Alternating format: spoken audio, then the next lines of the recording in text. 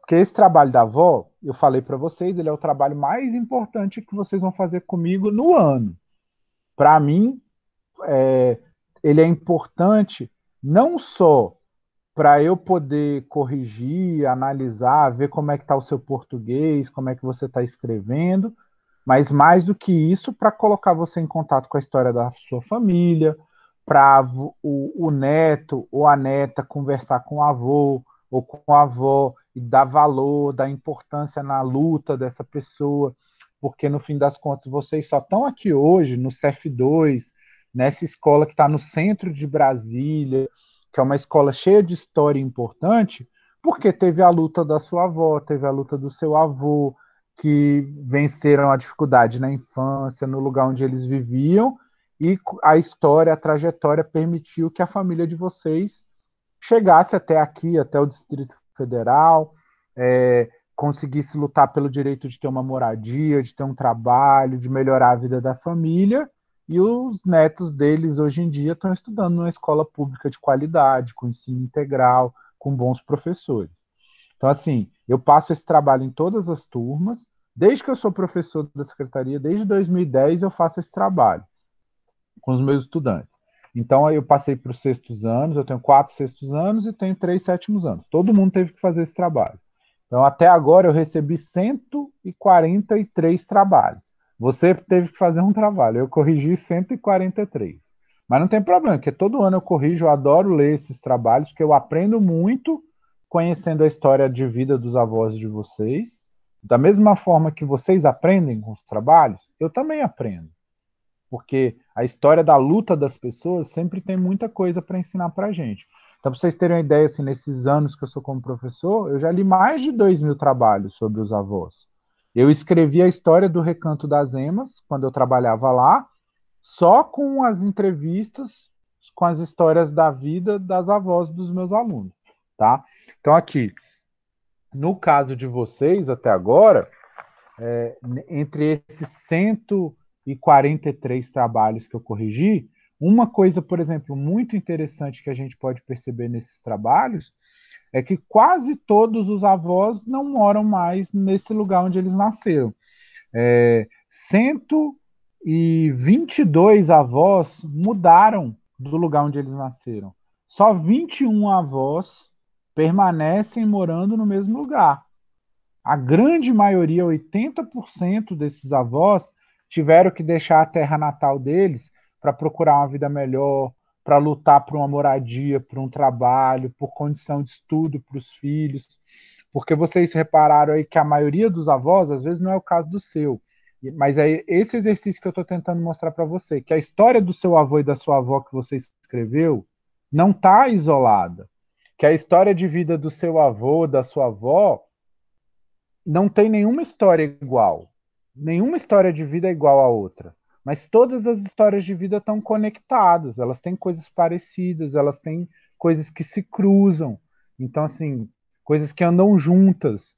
Então, por exemplo, essa percepção de que a maioria dos avós de vocês saíram da terra natal deles e tiveram que migrar para procurar uma vida melhor, não é só o caso na turma de vocês, não é o caso só na escola de vocês.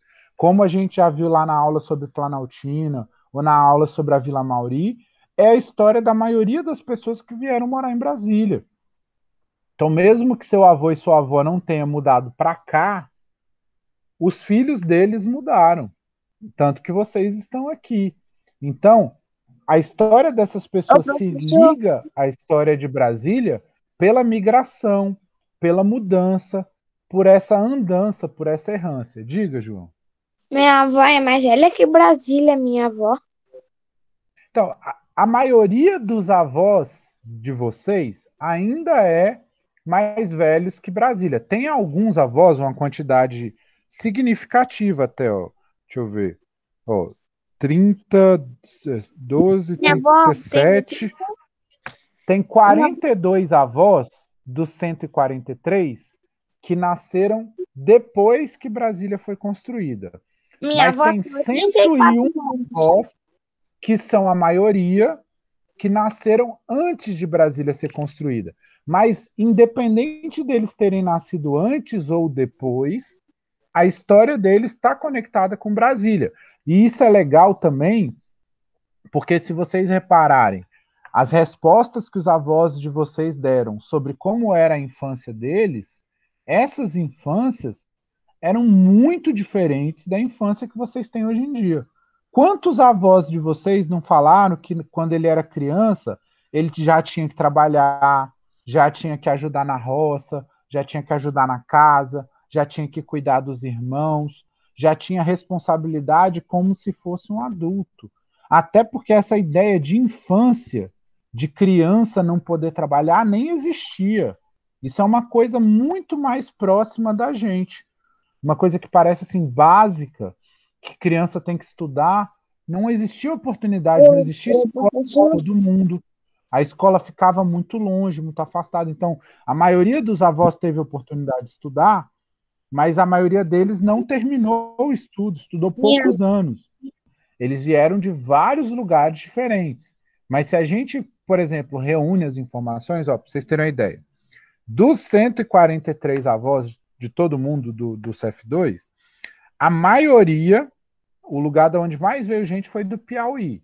Teve 23 avós que vieram do Piauí, mas teve 21 que vieram do interior de Goiás, teve 22 que vieram do sertão da Bahia, teve 16 que vieram de Minas Gerais, teve 13 que vieram do Maranhão.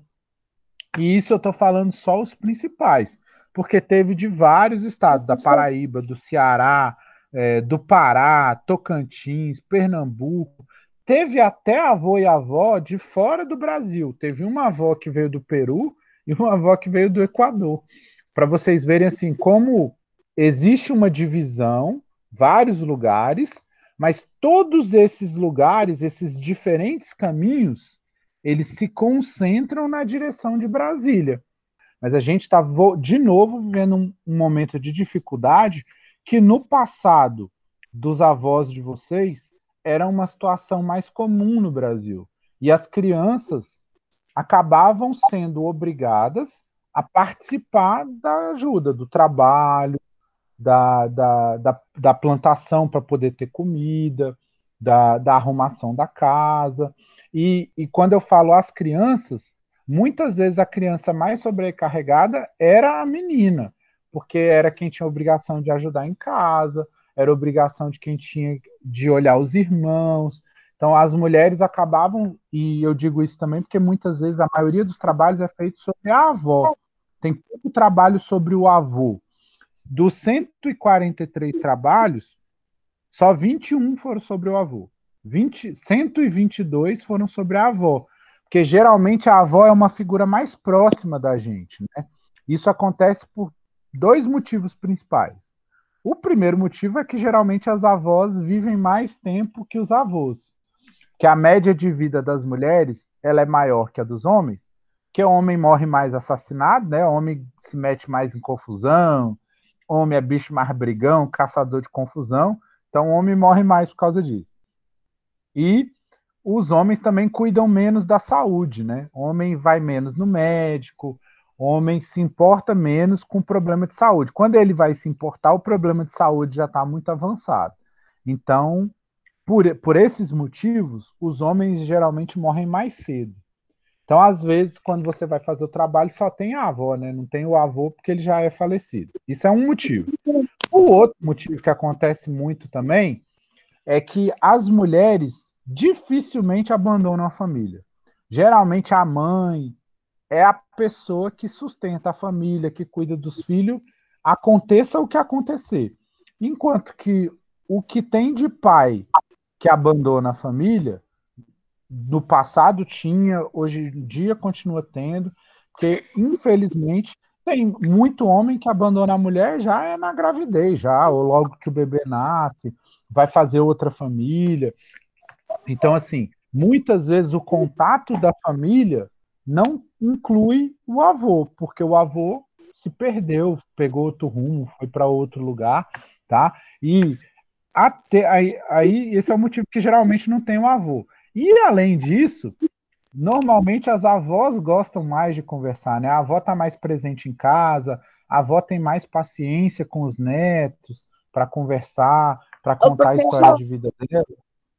Rapidinho, João. Aí, nesse sentido, as avós normalmente aparecem mais no trabalho porque elas estão mais presentes na vida da gente, tá? Às vezes, quando você, mesmo se você conversou com seu pai e com a sua mãe, geralmente eles sabem mais da vida da mãe deles do que da vida do pai deles, porque a mãe estava mais em casa, participou mais da criação deles, então eles têm mais contato, mais informação sobre a vida da mãe deles. E aí, por esse motivo, aparece mais as histórias das avós, e não foi só aqui esse ano, todo ano acontece isso,